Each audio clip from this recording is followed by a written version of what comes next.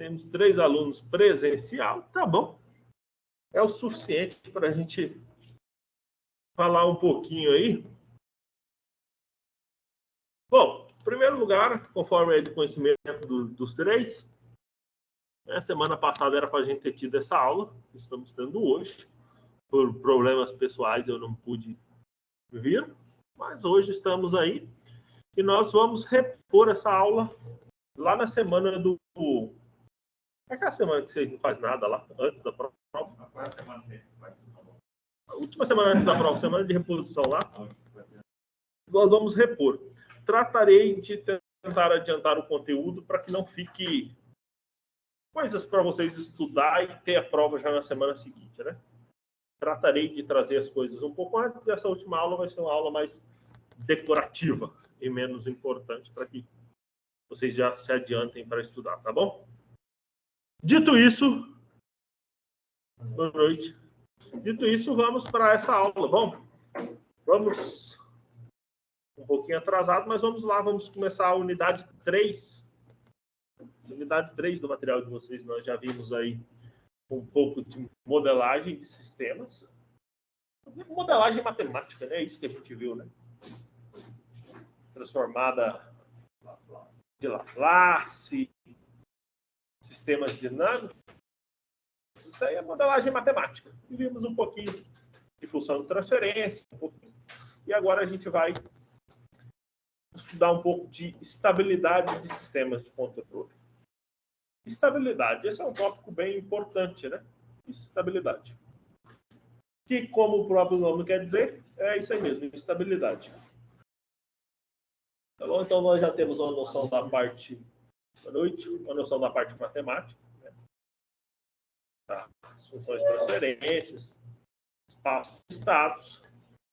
E agora a gente vai para a parte mais da teoria de controle mesmo. Tá? Para começar, né, nós vamos... O assunto é esse, né? É estabilidade. Vamos verificar, vamos olhar se a gente consegue determinar se o sistema é estável ou se é instável. Né? São as duas possibilidades. O objetivo, normalmente, é projetar um sistema estável. Evitar que seu sistema seja instável. Existe a possibilidade de você querer que seu sistema seja instável? Existir existe, mas não será o caso de vocês, né? Mas pode ser que em algum momento você queira que alguma coisa exploda, que uma situação assim, pode ser que sim, né? Mas provavelmente não é o caso de vocês. Vocês, pelo curso de vocês, é mais provável que vocês queiram que as coisas, se tem uma excitação que você pode medir a saída, você também possa medir, né? Uma pequena excitação na entrada tem uma saída limitada, né? Provavelmente é isso que vocês vão querer. Agora, sei lá, um dia vocês vão projetar um negócio para explodir asteroides que ameaçam a Terra. E vocês queiram mandar um pequeno sinal para uma grande explosão. Aí seria o caso de querer um sistema instável. Na verdade, existe aí artigos sobre isso aí, se vocês procurar.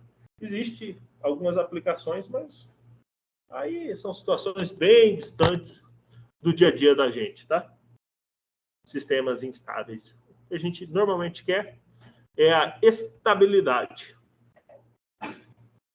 Estabilidade nada mais é, né? Nesse caso, nós estamos falando da estabilidade bíblica. Entrada limitada, saída limitada. Se o meu sinal de entrada, se a excitação de entrada eu consigo medi-la, significa que eu tenho uma saída que eu também consigo medir. E o contrário disso seria, mexo um pouquinho na entrada e a saída explode, né? Vai para infinito, alguma coisa assim, né?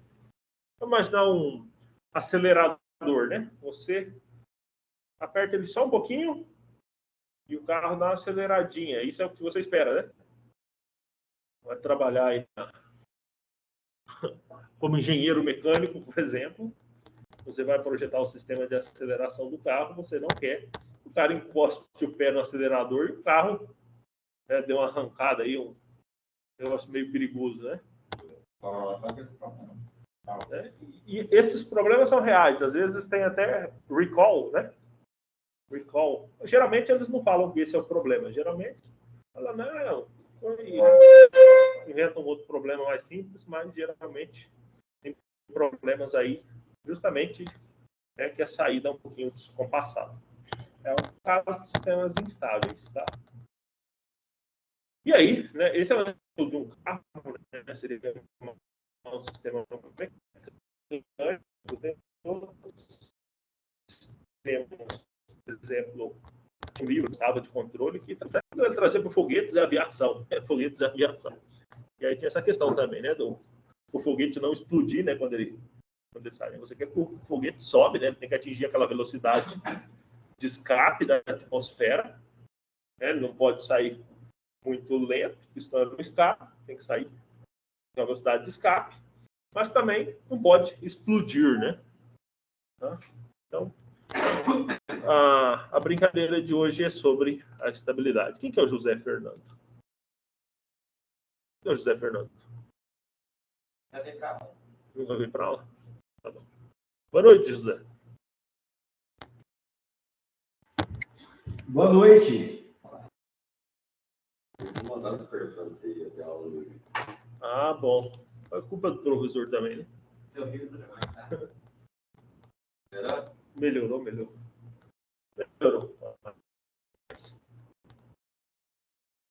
Vou pegar um exemplo de um sistema bem simples aqui. Eu tinha um aqui na apostila.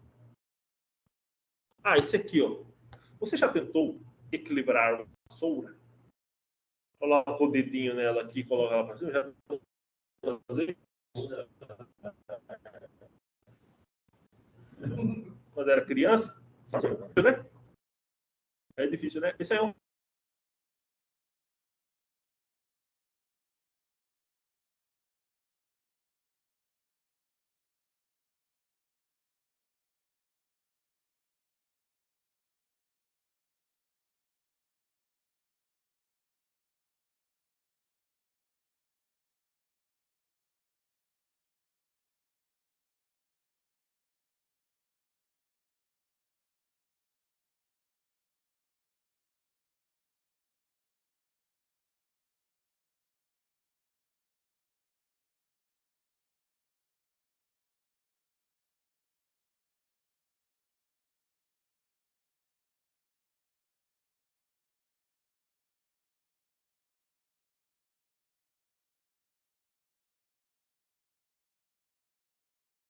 esse exemplo, mas é uma bela de uma porcaria. É o exemplo aí na prática. Então, o exemplo que a gente estava falando é do cabo vassoura, né? Esse exemplo tem na apostila. Ele é um pêndulo invertido, né? Você já conhece o pêndulo, né? E esse seria um pêndulo invertido. O pêndulo, né? Você balança ele, ele vai equilibrando até chegar aqui, fica equilibrado, né? Já o cabo vassoura para cima, ele tende a cair, né? Tende a cair. E aí, se a gente for modelá-lo, vai perceber que se trata de um sistema instável, na verdade. E por isso que é difícil de ficar com ele para cima. Agora, como é que você vai saber que o sistema é instável? Olhando para a matemática dele, ou para a função de transferência, ou para aquela configuração em espaço estático. Como é que você vai determinar, olha, esse sistema é instável ou não? É isso que a gente vai ver hoje, tá? É isso que a gente vai ver hoje. A primeira vez que eu vi essa história de sistema instável, eu estava na graduação como vocês, só que eu não era aluno de engenharia elétrica, era aluno de matemática. E lá a gente tinha sistemas dinâmicos. Né? E aí a gente tinha essa história de sistemas estáveis e instáveis lá, mas muito mais do ponto de vista matemático. Aí naquele tempo tinha algumas coisas que eu não entendia. Eu entendia a parte matemática, mas eu não conseguia entender essa parte, por exemplo, essa parte da engenharia, né? Por exemplo, aqui eu tenho um cabo de energia. Está entrando ali uma quantidade, né, de carga e o meu computador está funcionando normalmente aqui, né? Passa ali, né? Esse negocinho aqui, chega aqui e funciona normalmente. Eu não parava para pensar que essas coisas têm que ser bem projetadas, né? Não basta pegar um fio de arame, enfiar lá na tomada e enfiar no meu computador, né? Porque tem uma entrada e tem uma saída, né? Passa aqui tem uma função de transferência, né? E a coisa chega aqui e tem que funcionar normalmente. Né? Porque o que o engenheiro quer é isso, né? Vocês não querem saber se tem uma equação de segundo grau ali, né? Querem saber se tem uma derivada de segunda ordem. Vocês querem saber se a coisa funciona ou se não funciona. E se funciona, se ela é estável. Né? Você não pode projetar um sistema que vai colocar uma pessoa a bordo e corre o risco de não ser estável.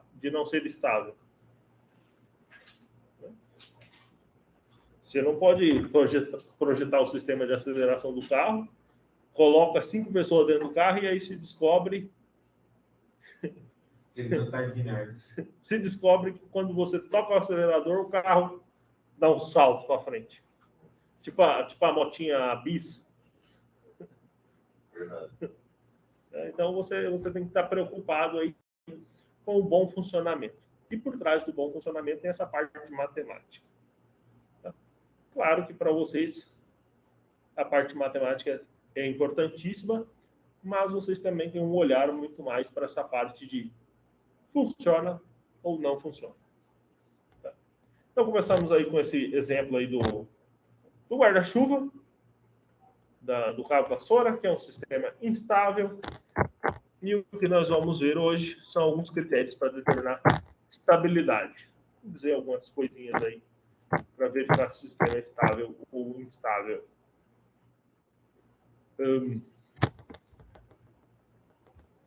Tem outro conceito importantíssimo que é a controlabilidade, né? O que é a controlabilidade do sistema?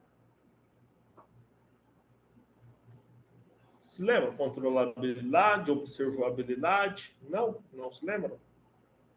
Nós temos sistemas que são observáveis, sistemas controláveis, e temos os sistemas que atendem a condição de minimalidade, que é as outras duas coisas ao mesmo tempo.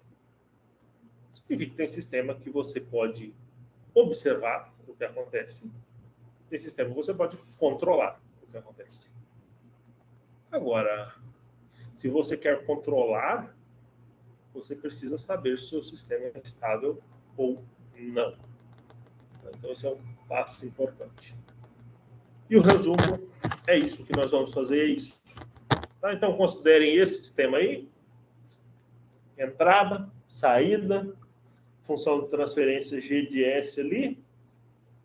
Esse sistema aí é malha fechada, né? Vocês se lembram dele. Então, nós temos um feedback aqui, que tem essa função H de S. Né? E como que é dada a função de transferência desse sistema aí? Se nós colocamos S ali, é porque a gente já está no domínio de Laplace, né? Domínio da frequência. Senão a gente colocava o T. A função de transferência é a razão entre a transformada de Laplace da saída e da entrada, né? É o C de S ali dividido pelo R de S. Né? E aí nós vimos também diagrama de blocos. Né? Vimos lá por um tempo, né? Nem cobrei na prova, eu acho. Como que você transformava tudo isso aqui numa única equação, uma única função de transferência. Se a gente fizer para aquela figura, vai ficar essa equação 3.1 aí, que vocês estão vendo aí na tela. É bem comum, né? Deixa eu ver o negócio aqui. Aqui, ó, a razão, saída dividida pela entrada, no domínio da frequência, e a cara aqui da função de transferência para essa figura aqui, né? A gente vê que o G de S vai ser o meu numerador, né? Enquanto que o H de S multiplicado pelo G de S, né? Porque o H de S ele vem daqui do G de S, está no denominador. E esse mais um ali. Essa daqui é uma cara bem comum, né? Nas funções de transferência, essa cara aqui. Vocês vão ver bastante aí nas funções de transferência. Essa cara aí, tá? E o denominador nos conta sobre os polos do sistema, né? Lembra dos polos e dos zeros do sistema? Caiu na prova. A última pergunta perguntava dos zeros e dos polos do sistema. Foi a última coisa que a gente viu. Né? Então, se esse denominador é importante para nós, é importante justamente por conta dos polos do sistema. E é aí onde a gente vai focar hoje. É no denominador dessa função de transferência, tá bom? Vamos focar na aula de hoje no caso em que esse g de s vezes h de s resulta em um polinômio de ordem maior do que 2. A gente costuma dizer que isso aí são sistemas de ordem superior, né? Ordem superior a 2, tá bom? Mas vale a mesma coisa, né? Vamos relembrar algumas coisas que a gente tinha.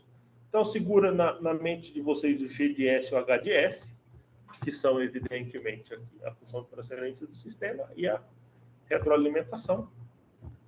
Né? E aí nós vamos para essas equações 3.2 e 3.3. Na verdade, nós pegamos o g de s, escrevemos como uma razão de dois polinômios, e o h de s também como uma razão de dois polinômios. Né? Aqui, numerador e denominador. Né? Só colocamos uns nomes diferentes aí, só para guardar, né? Lembra, no MATLAB a gente sempre divide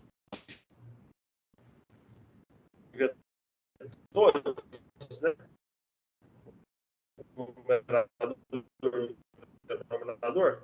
Guardar um vetor, mas isso aqui não será diferente.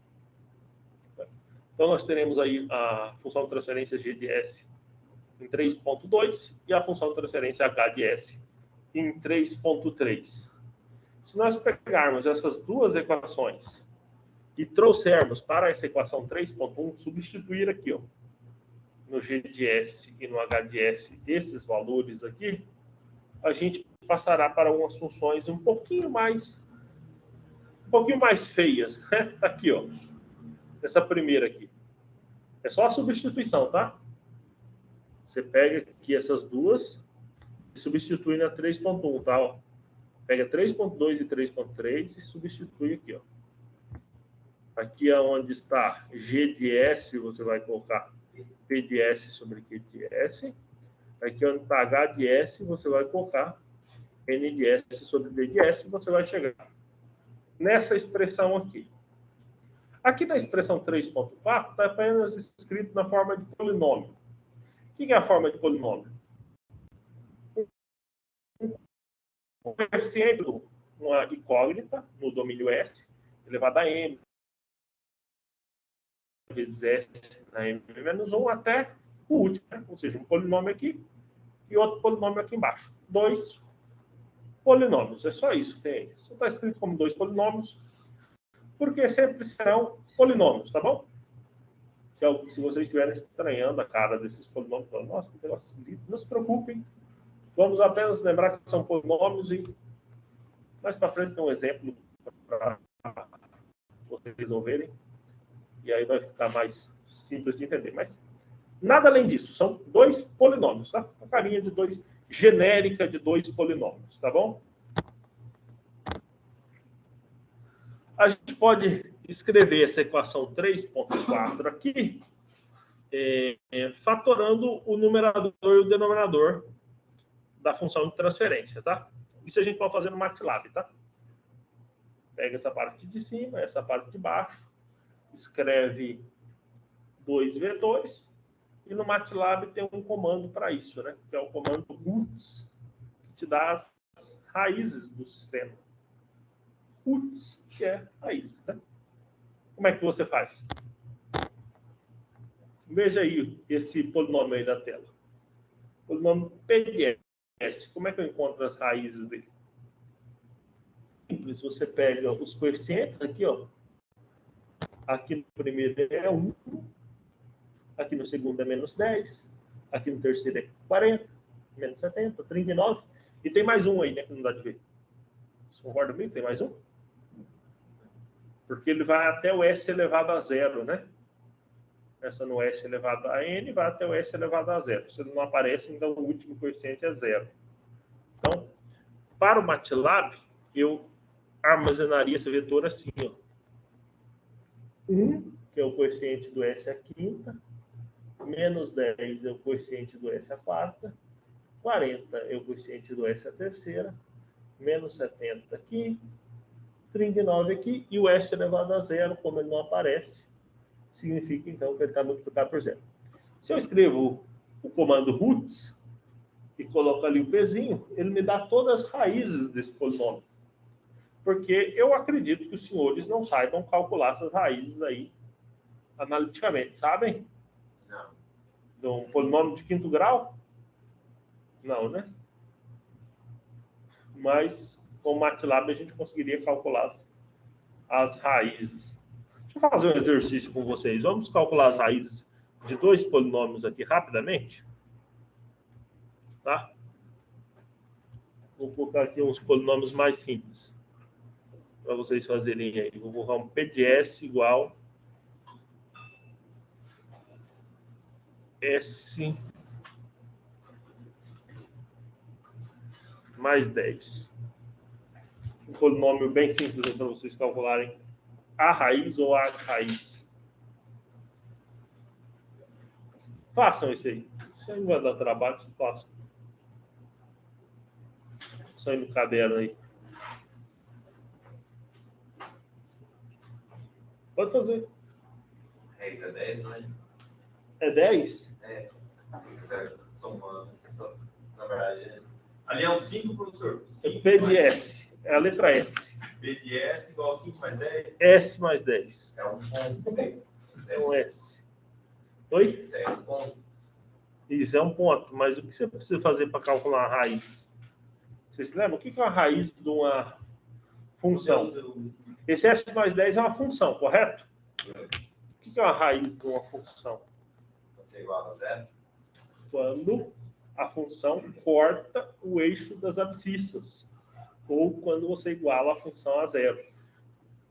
Agora, Igual a menos 10. aí sim, né? S vai dar menos 10, né? Você vai igualar isso aqui a zero, ó. Vai fazer assim, ó.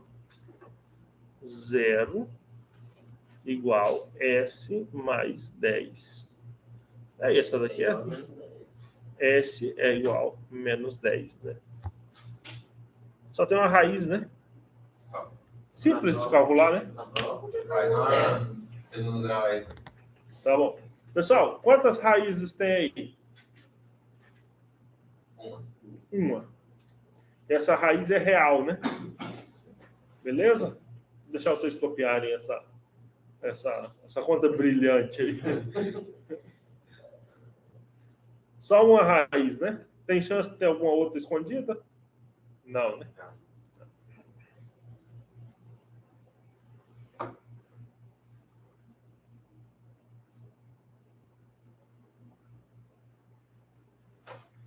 Se você fazer para segundo grau. Terceiro grau, quarto grau? Aí eu não lembro, não. Mas você não está no terceiro grau? A faculdade é o terceiro grau, não é? Você continha terceiro grau. Até o terceiro grau dá para calcular no braço. O 2 já é difícil. No 2 é Bhaskara, né? É, basta. No terceiro tem o método Cardano-Tartaglia, mas eu não sei. Confesso para vocês que eu não sei. Sei a história que o Cardano roubou do Tartaglia, o Tartaglia roubou, não lembro quem roubou de quem. Mas existe um método para resolver equações de terceiro grau. E a partir daí, a partir do quarto grau em diante, não existe, né?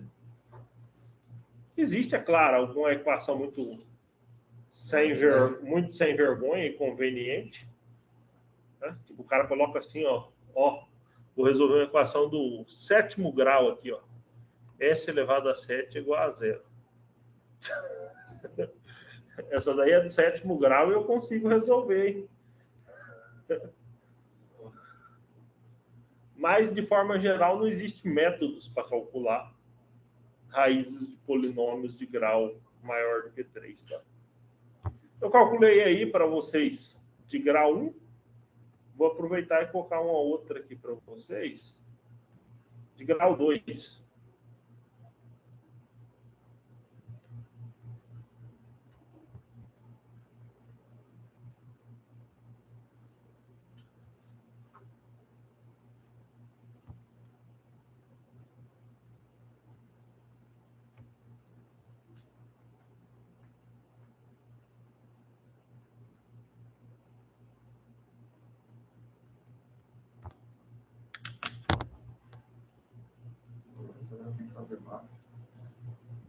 Como é que calcula aí de grau 2? Máscara, né? Então, calculem aí para mim a de grau 2.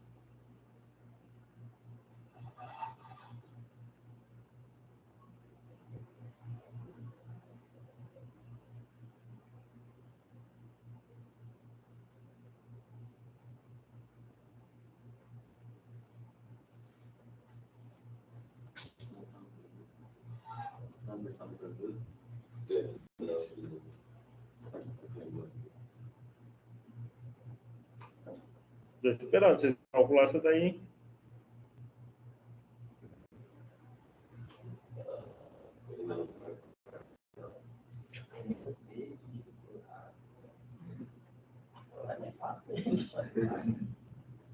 Já saiu o X hoje.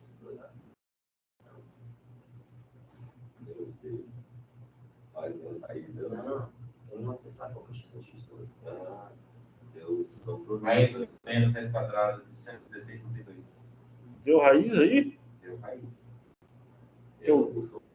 Será que a raiz de 116 é o quebrado?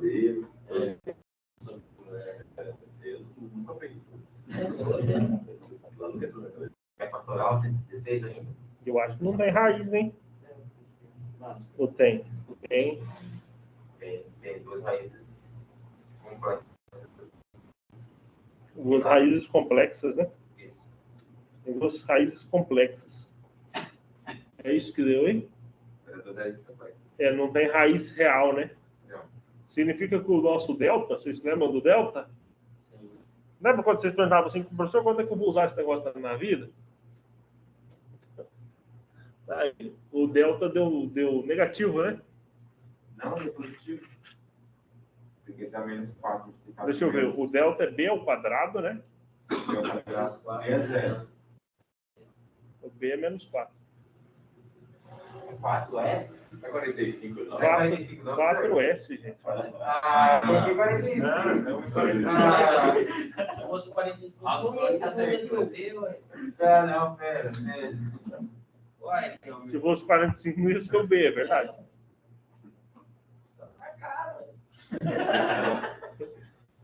Tirou onda aí. É que essa eu sabia. É difícil saber. Olha ali. 4 ao quadrado é 16. É, vai dar negativo esse delta aqui. Ó. Mas não existe raiz. Não existe raiz real. Mas existe raiz complexa, né? Como é que a gente calcula a raiz complexa? E aí? Como é que calcula a raiz complexa? 50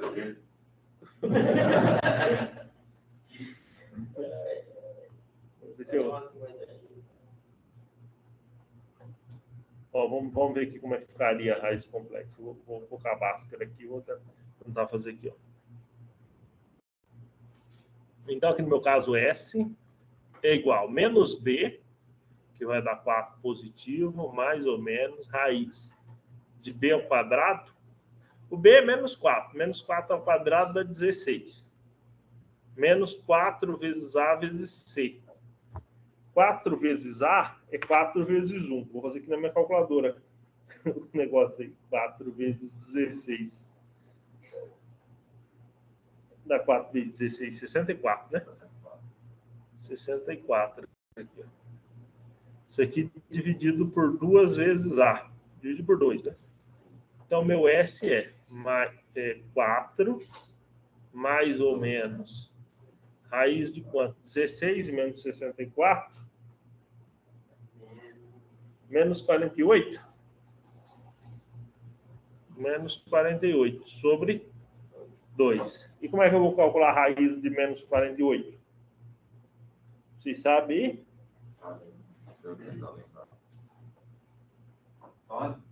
Agora tem que botar uma coisa. Número negativo. É o I. Você põe o I para representar o menos 1, né? O I é menos 1, mas o 48 também não teria uma raiz exata, né? Não. Teria que fatorar o 48 aqui no canto, aqui, ó. 48, dá para dividir por quanto? Por 2, que dá 24, que dá por 2, que dá 12, que dá por 2, que dá 6,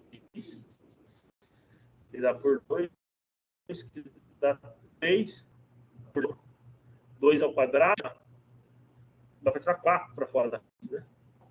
S é igual a 4, mais ou menos 4i, né? Só fica 3 na raiz, não é? Raiz de 3 sobre 2. Ó, esse 2 dá para simplificar com esse 4 ainda, né? Então, o meu S aqui ó, é 2 mais ou menos 2i raiz de 3. Beleza? Aí eu tenho duas raízes. Esse quadro é do que, né, professor? Oi? Esse primeiro quadro ali é o que mesmo? Esse 4 aqui é o B. É o B, né? Menos B, na verdade. Não, o quadro ali que você tirou da saturação é o que? Né? Aqui é da raiz, né? Eu fiz assim, ó. A raiz do 48 ficou assim, né? Primeiro que eu tirei o I para fora, né? Tirei o I para fora. Aí aqui ó, ficou 2 ao quadrado, multiplicado por 2 ao quadrado daqui, ó. Desse negócio. 2 ao quadrado, 2 ao quadrado, vezes o 3. Isso aqui eu costumo dizer o seguinte, esse 2 ao quadrado pode sair da raiz, ele tem a chave da raiz. Esse outro 2 também tem a chave, esse 3 não tem, né? Então esse 3 aqui vai cumprir pena. Bom, o 3 não pode sair. É 2 vezes 2. 2 vezes 2 saiu, ficou 4. 4 sobre 4. Então eu tenho duas raízes aí, nenhuma real, né? Duas raízes complexas. Tá bom, né? Sei. Porque a professora do nono ano só ensinou a calcular as raízes reais, né? Ela falava que se o delta fosse negativo, parava a conta, né? Eu podia. Mas será que se o delta for negativo, o meu sistema é instável? Se eu estiver calculando estabilidade no sistema, o denominador ele é um polinômio de grau 2, eu calculo as raízes e tenho raízes complexas. Isso faz com que o sistema seja instável? Não necessariamente, tá? Isso aí não é isso que vai fazer a instabilidade do sistema, tá? Se quiser trabalhar com parte complexa. Tá? Parte complexa não é o que vai ser problema para você. Na verdade, o que vai determinar a estabilidade é a parte real. Eu trago para vender, pessoal.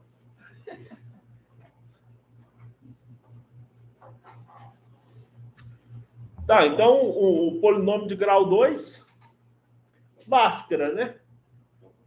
E se o polinômio tem grau 5, igual esse que estava originalmente aí? É MATLAB. MATLAB, né? A resposta é essa, MATLAB. Alguma dúvida no que significam essas respostas ali que o MATLAB dá para os polinômios? Cada resposta dessa, qual o significado? Cada composição. Isso. Olha aqui as duas soluções que eu coloquei aqui. Eu tenho duas, certo? Vocês concordam comigo que são duas aí? Uma é 2 mais 2i raiz de 3 e a outra é 2 menos 2i raiz de 3. O que muda de uma para outra é o sinalzinho de mais e menos, né? Vocês já devem ter ouvido a palavra conjugado, complexo. Já? Então, quando vocês ouvirem essa palavra, saiba que está se ao outro parzinho. Você tem um que tem a parte real mais a parte complexa e o outro tem a mesma parte real menos a parte complexa, tá?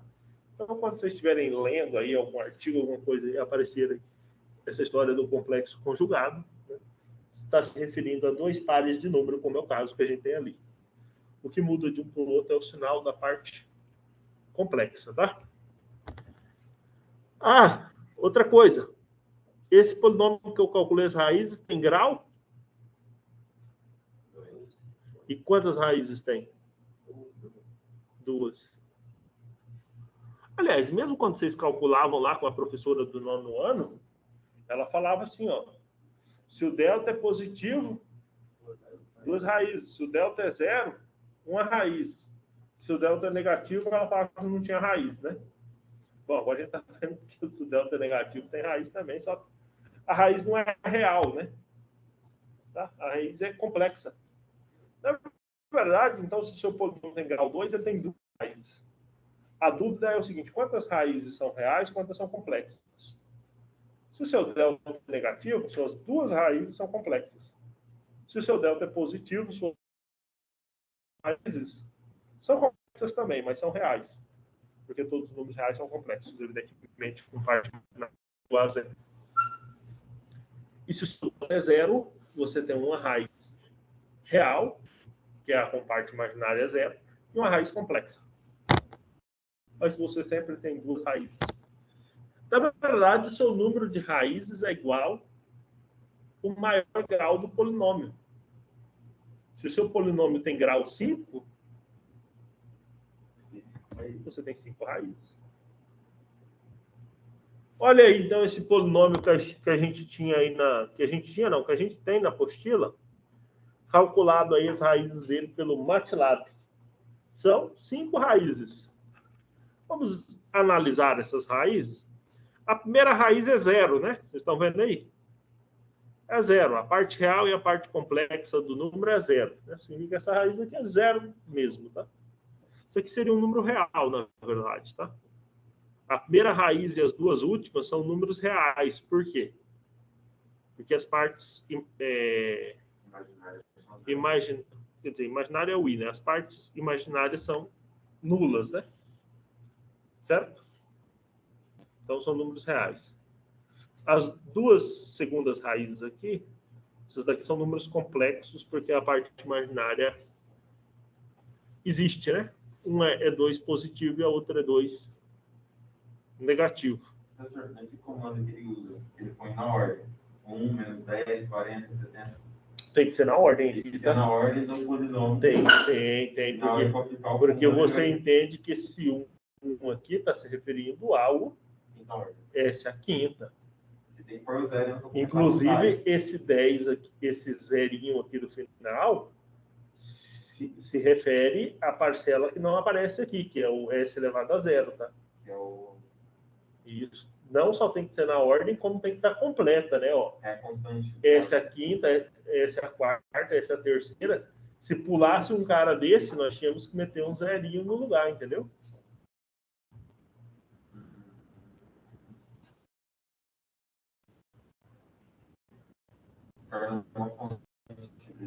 Isso. É.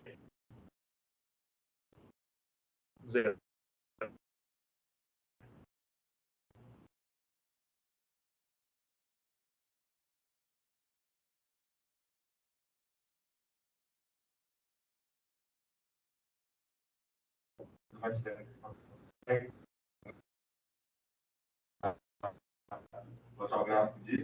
Consegue no MATLAB. Consegue. No MATLAB é um pouquinho para ver o isso, o gráfico disso aqui que é mais rápido.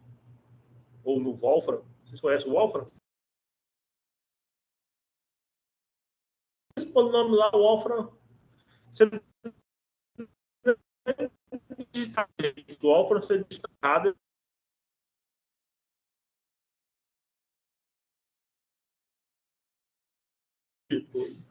Colocar certo. Né? Vocês vão ver que ele vai cortar o eixo X em 3 lugares. Na origem, no valor 3 e no valor 1. E não é complexo essas outras duas. Mas não, o espírito aqui é que não tem uma fórmula aí para resolver isso aí, né? Não vou passar isso que na prova para vocês calcular, tá? Fiquem tranquilos, não vai cair na prova. Porque não dá para calcular isso aí. O polinômio de grau 5, uma MATLAB calcula. E para que serve saber isso aí, essas raízes? Serve porque você pode reescrever esse polinômio, se você souber as raízes, de uma forma ligeiramente diferente. Seria essa daqui, ó, 3,7 e 3,8. Vou pegar essa 3,7, vamos analisar. Eu tenho S a quinta, S a quarta, S ao cubo, S quadrado e S. S a quinta, S a quarta, S ao cubo, S quadrado e S.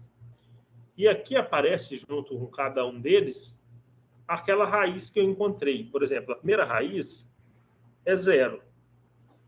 Então, apareceu aqui S menos 0. Tá, isso é um pouquinho de teoria dos números. Deixa eu pegar um pincel para esclarecer isso. Olha aqui.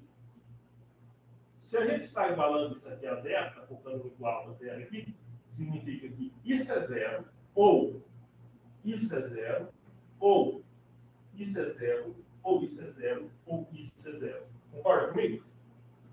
Então, o teorema em teoria dos números diz assim: se A vezes B é zero, você tem duas possibilidades. A igual a zero ou B igual a zero. Aqui nós temos isso vezes isso, vezes isso, vezes isso, vezes aquilo.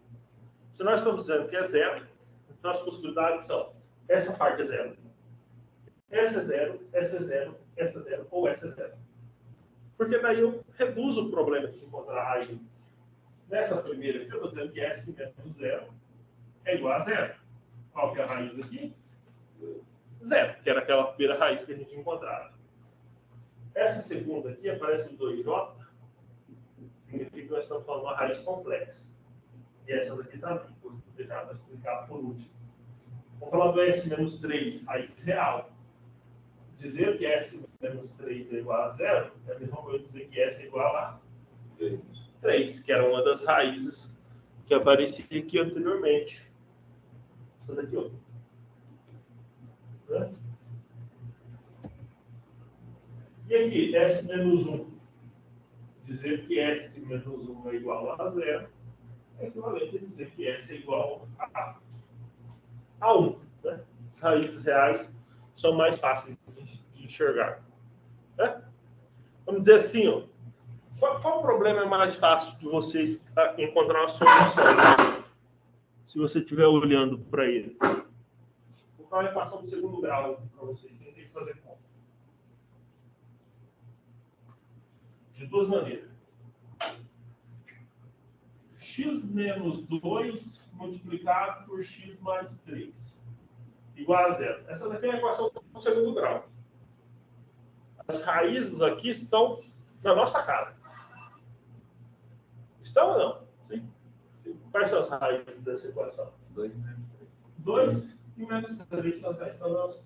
Se eu tivesse essa equação escrita assim, ó, multiplicando aqui x vezes x, x ao quadrado, menos 2x com 3x mais x, menos 6 igual a zero, é a mesma equação, né? É a mesma equação, certo? X vezes x, x ao quadrado. Menos 2x mais 3x dá x. Menos 2 vezes 3, 6. Mesma equação. Nessa daqui dá de ver a solução, só olhando para ela? Não. Não, né? Então, se você vê uma equação com essa cara aqui, uma tentativa de solucioná-la seria escrevê-la assim. Porque quando você escreve assim, você já vê as soluções. Foi o que a gente estava mostrando aqui, ó.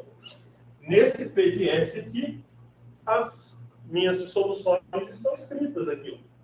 0, 3 positivo, 1 positivo. Essas duas aqui, essas duas aqui é ligeiramente diferente por quê? Por quê? Exatamente, porque a gente tem a parte complexa desses aí. Né? Só voltando ali, então. Os números complexos, vamos pegar o primeiro complexo ali. A parte real do primeiro complexo é 3 positivo. É a cadeira, né?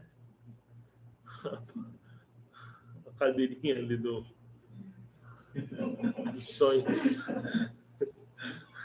A parte real do primeiro complexo é positiva e a parte complexa é negativa. Minto. As duas partes são positivas, né? Tanto a parte real quanto a parte complexa. Como isso apareceu aqui, ó. A parte real aparece com o sinal oposto e a complexa com o mesmo sinal. Aliás, isso aqui você já sabe, né? Há bastante tempo, né? Que quando você procura a raiz real aqui, você troca o sinal, né? Porque já você entendeu, ó. Se era menos 2, a raiz é 2. Se era mais 3, a raiz é menos 3, né? E aqui é a mesma coisa, ó. Parte real. Se eu olho aqui, eu sei que é a solução real. A parte real da solução aqui, qual que é?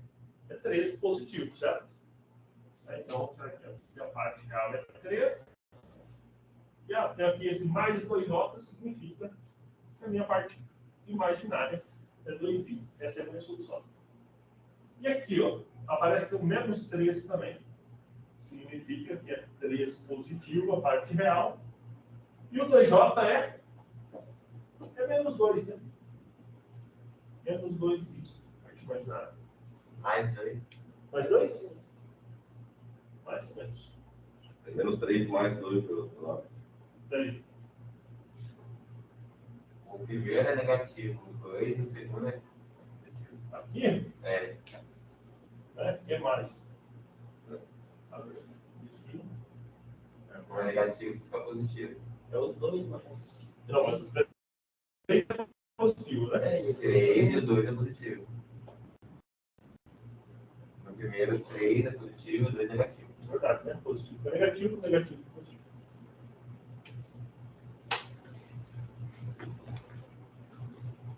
Pô, essa parte aí, vocês já estão ninja, né? Na prova não é melhor não. E o que é 3.8 aí? Ele fez o chuveirinho da parte complexa. É o chuveirinho da parte complexa. Ele misturou ali, velho. O chuveirinho da parte complexa. O S0 permanece, o S menos 3 permanece, o S menos 1 permanece. E, como disse o nosso colega, chuveirinho da parte complexa. Nós percebemos que no lugar da parte complexa aqui aparece equação do segundo grau. Olha que coisa interessante. Nós estamos falando de um polinômio de grau 5. Você consegue encontrar 3 soluções reais e as 2 soluções complexas estão reduzidas ao polinômio de grau 2 que os senhores sabem calcular também. Então eu posso passar esse polinômio de grau 5 para outro. Mas com isso assim, eu ligar o 2. Nós fomos 5 desse jeito aí. Já resolveram equações quadradas? Sabe qual é a solução? A equação quadrada? Quadrado vai ser o quadrado. Tipo assim, ó. Y à quarta mais y ao quadrado mais 10 igual a 0. Grau 4, né? Então você pode trocar esse y à quarta. Você faz assim, ó. Seja x igual a y ao quadrado. Substitui, né? Porque aí você com x ao quadrado mais x é igual a 0. Você reduz um problema de grau 4 para um problema de grau 2. O que a gente fez nesse polinômio de grau 5? X é de y à quarta. Não, o x é y ao quadrado. Porque quando você coloca y ao quadrado, quarto. E aqui o x, né? É igual a y ao quadrado, tá certo? Significa que você pode ter polinômios de graus maiores e conseguir reduzi-los. Que é algo que foi feito aqui, né? Uma redução de polinômios. De grau do polinômio, né? O polinômio continua sendo o mesmo. Só está escrito de forma conveniente.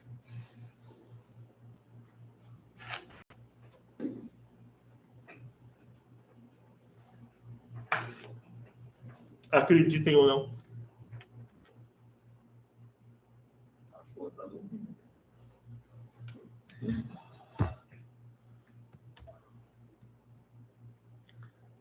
Bom, Para o estudo desses sistemas, nós podemos dividi-los em dois tipos. Aqueles que têm apenas polos reais e aqueles que têm polos complexos. Então, nós estamos falando de polinômios, de raízes de polinômios, como vocês bem viram. As raízes dos polinômios são reais ou complexas. Aí aqui a gente faz uma divisão. Primeiro vamos falar dos polos reais e depois dos polos complexos. Para a gente ver, mas no final podia ser dito um só. Né?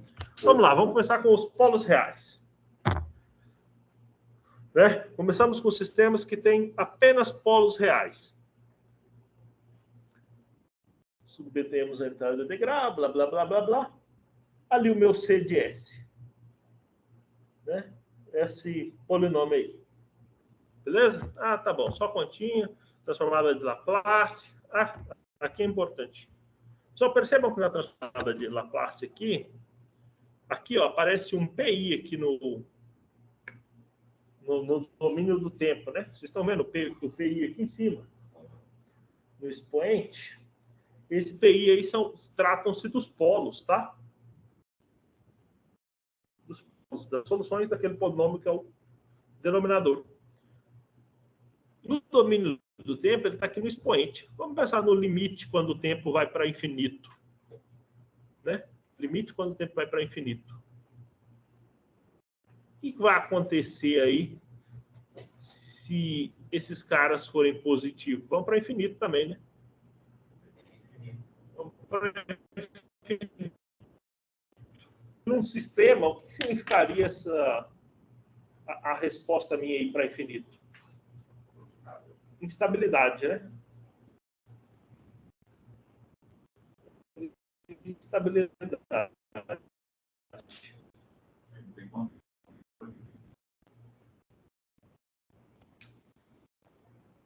Eu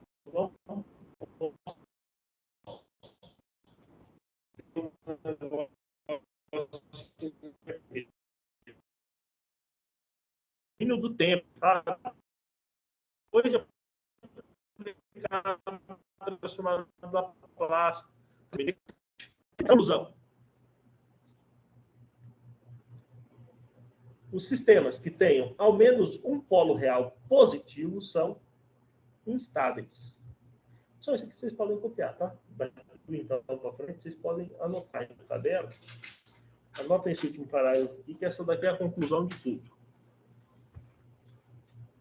Sistemas que tenham ao menos um polo real positivo são sistemas instáveis.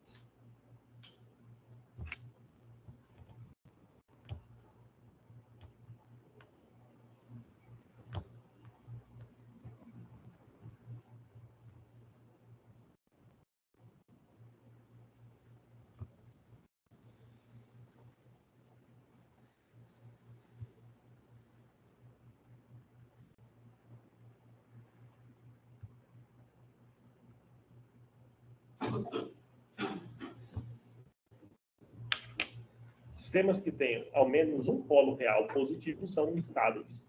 E sistemas estáveis são aqueles que têm todos os seus polos negativos.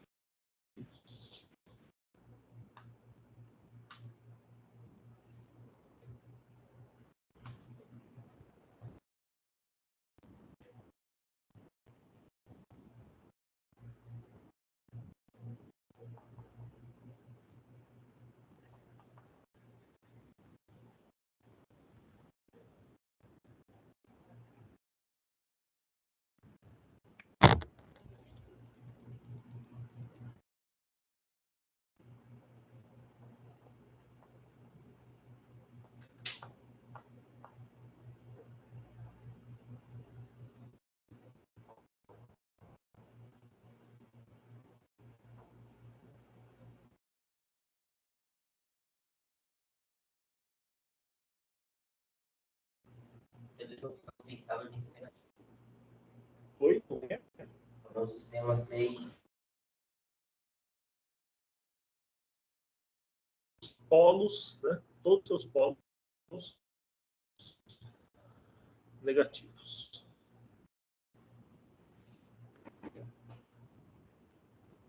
Então, de polos reais. Tá, gente? Todos tem que ser negativo. Todos. Tá? Vamos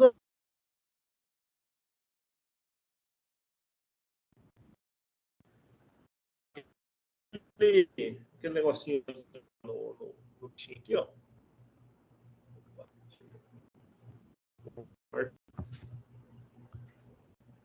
Esse PI aqui não vai fazer essa coisa aí para infinito, tá? Se forem negativo. Professor, por que não vai fazer para infinito? Pessoal, lembrem da função exponencial, como é que ela funciona. Se o número aqui em cima é positivo, a curva é subindo, né? E se ele é negativo? Descendo, né? Bom, gente, aí de novo, um monte de continha, um monte de equação para a gente chegar em qual conclusão? A gente vai chegar na conclusão são as soluções, tá? Deixa eu trazer aqui para cá. Aqui, ó. Os polos vão ser dados por S igual x de ômega n, mais ou menos, ômega n, raiz de x ao quadrado menos 1. Essa confusão aqui, né? Aí vocês vão se lembrar daquele probleminha que a gente resolveu, do de ordem 2, vão ver que era bem parecido com isso aqui, né? Não era? Não era bem parecido com isso? Era. Tá. Esse bichinho aqui, ele tem duas partes, né? Uma parte real e uma parte complexa, certo? Certo? A parte real é quem? É quem tá aqui ou fora, aqui, ó. Isso aqui é a parte real, né? Essa outra parte aqui é complexa. Concorda comigo ou não? Concorda, né? Então, a parte real é essa daqui, tá? E é essa parte que vai ser importante para determinar a estabilidade do sistema, tá? A parte real dos polos dos sistemas de segunda ordem, assim como para sistemas de primeira ordem, também precisa ser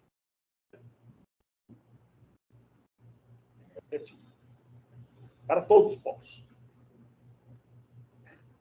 Então, resumindo, tanto para os sistemas com polos reais ou polos complexos, a parte real tem que ser negativa. Deixa eu ver, tem um resumo aqui, ó. Esse é o resumo. Aliás, essa parte aqui que vocês deviam ter copiado, não, aquela. Porque essa resume tudo. Essa resume tudo.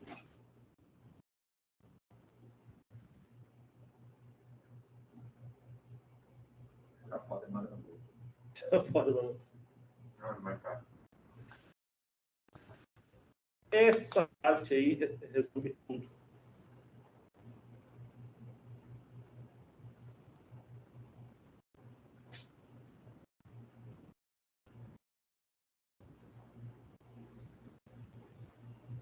Eu acho, ainda não olhei a parte do MATLAB dessa sessão, acho que o MATLAB tem funções próprias para vocês verificarem ali se o sistema é ou não estável.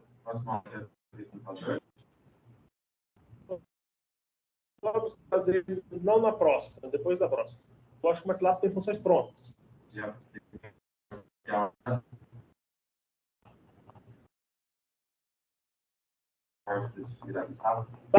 Jogador que é oficial 600 pontos de graça, né? Já perceberam? Não, mas são dois. A primeira parte. Vai fazer o portal?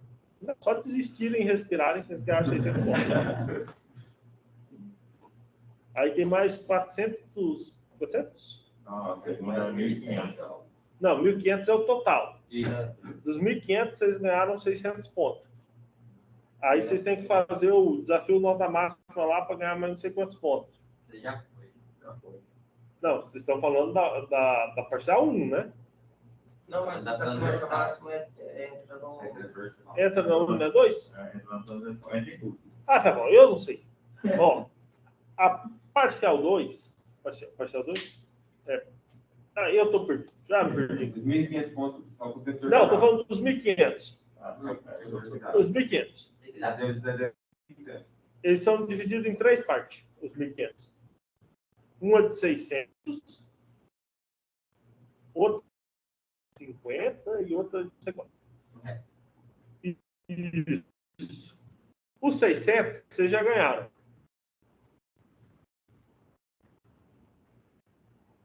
Por quê? Porque eu tinha que vir aqui passar um trabalho para vocês virem entregar. Só que eu vim aqui. Não vim. E aí a data.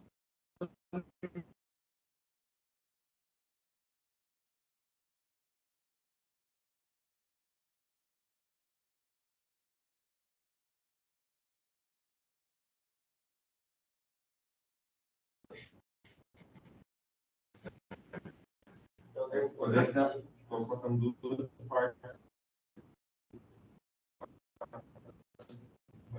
Uma, não sei o que vocês fazem lá, só sei que a Paula me mandou a planilha para me preencher.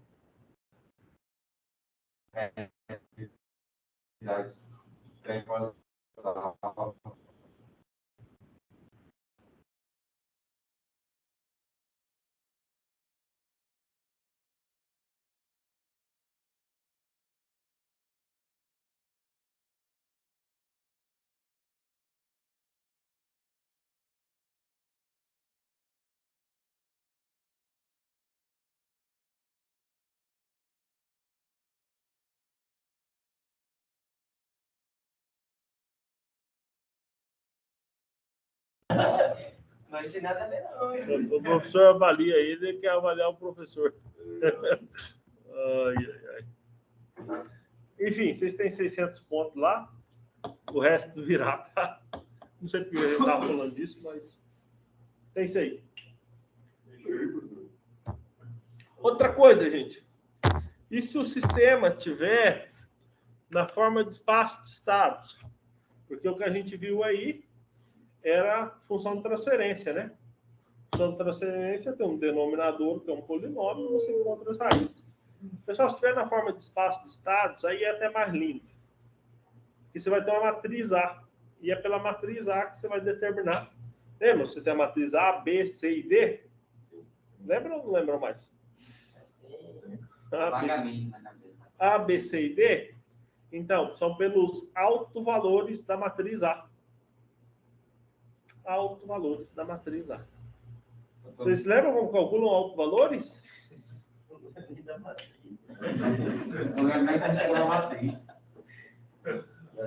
Já fizeram álgebra linear? Sim, Autovalores, pessoal. Tem que aprender a fazer autovalores. Existem algumas técnicas, algumas propriedades.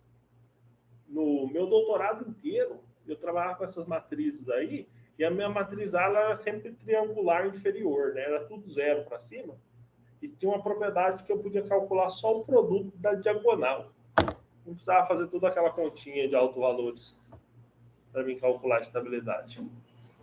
Mas se resume em calcular os autovalores.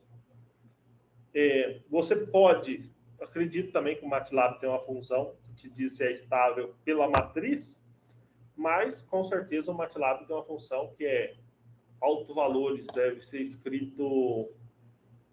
Gente, eu não sei nem como pronuncia, porque a gente fala autovalores em português brasileiro, em português de Portugal é valores próprios, né? Então meio que seja algo assim, Asian values, algo assim deve ser parecido, né? Alguma coisa assim, você está perdendo. Que você vai ter os altos valores da sua matriz no MATLAB sem precisar fazer conta. E como você sabe, a estabilidade em representação de equações em espaços estados pode ser aferida observando a parte real dos autovalores. Tem que ser negativa de novo. Negativa. O negócio é bom quando é negativo.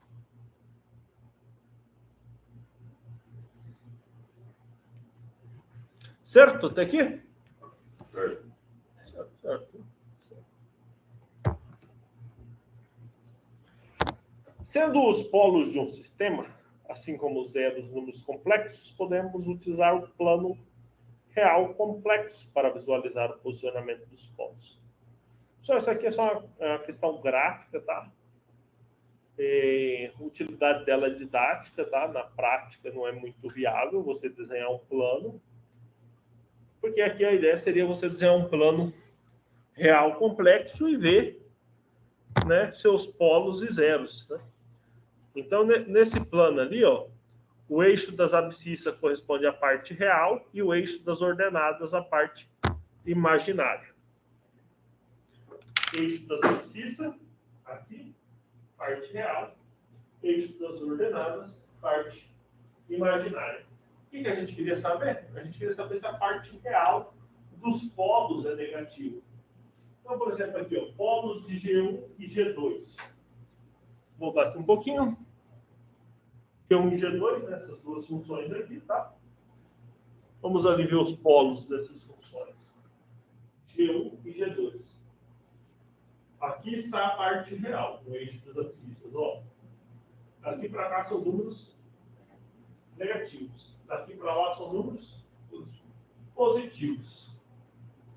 A parte real é positiva aqui, nesse polo de... Bom, aí eu fiquei na dúvida de quem. Vários polos aí que são polinômios de grau. Qual é o grau desses polinômios?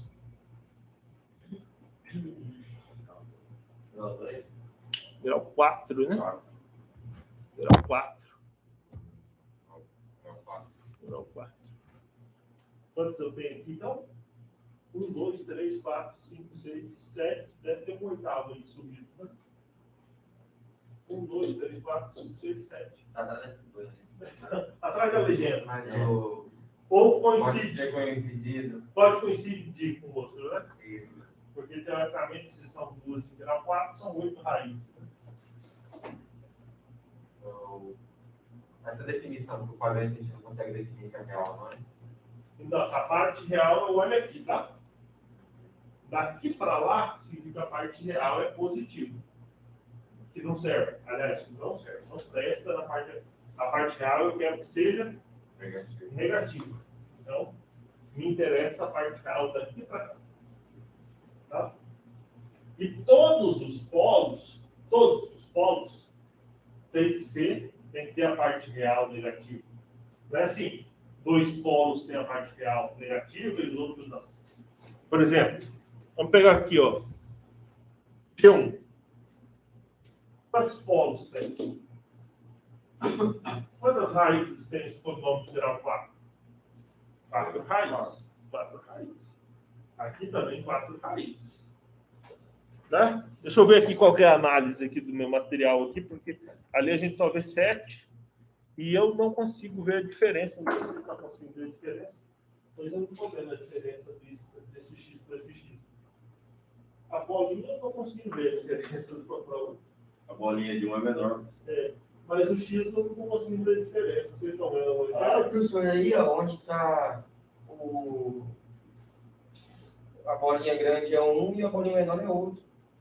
Sim, mas entendeu, mas existe isso. Os pontos que eu não estou vendo diferença. O zero eu estou vendo diferença. Com ele na bolinha grande e pequena. Os pontos eu não estou. Professor, parece que ele é dobrado, Parece sabe? É igual. um desenho diferente, né?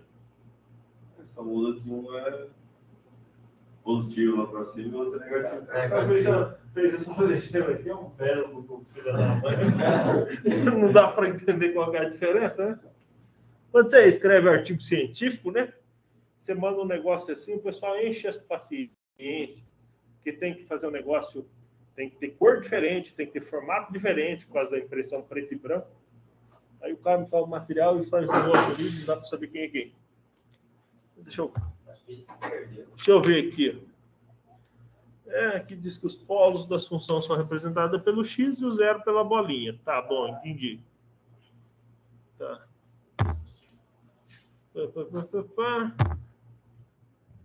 Mas eu ainda não entendi aqui. Eu vou ficar na dúvida aqui quem é a função ali que é... Qual sistema ali que é estável e qual que não é. Porque eu não consigo dizer para vocês. Rapaz, se bem que aqui no computador eu estou quase... Olha... Não é mais fino, né, professor? Eu acho que esse daqui, esses quatro aqui, 1, 2, 3, 4, são os polos do G1. Esse. E esses são os polos do G2. Aliás, eu acho que tem um polo escondido até atrás mesmo. É dobrado. Por causa do complexo conjugado, né? É. Ó, nota que esse é complexo conjugado desse, né? Esse desse. Então, certamente, esse imbecil aqui tem um aqui atrás, né? Verdade. Aí fecha os 8. Então, considerando que 1, 2, 3, 4 sejam polos de G1, G1 configuraria um sistema estável. Sim. Já o G2, se a gente considerar que os polos dele é esse e esses outros dois, ele seria um sistema instável. Mas se ele não está lá em cima, ele não teria um lado positivo também?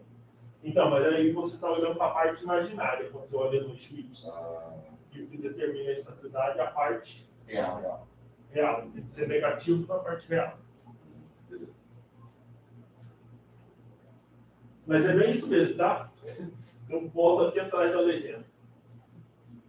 É uma bela figura. Então, o TP tem IAT. É um belo serviço ali.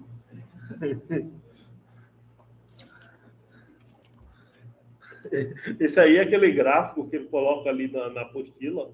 O aluno fica, peraí, eu não estou entendendo. O que está errado? Fica o dia inteiro batendo na cabeça.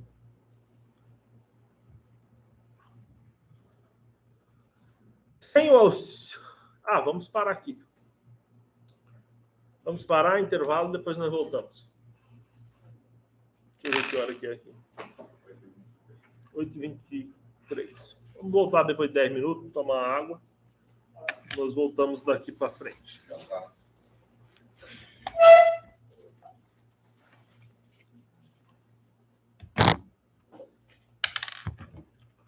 Voltaremos em instantes.